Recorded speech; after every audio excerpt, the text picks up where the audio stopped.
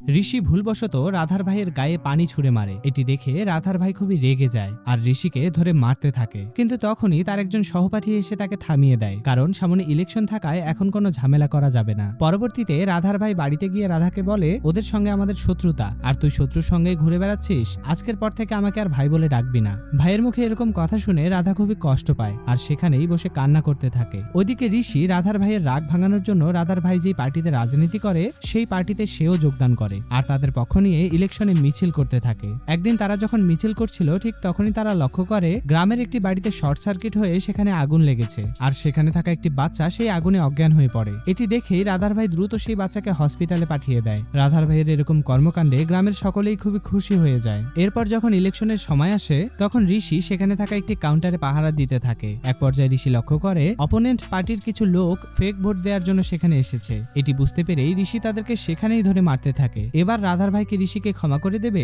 জানতে হলে অবশ্যই চ্যানেলটিকে সাবস্ক্রাইব করুন।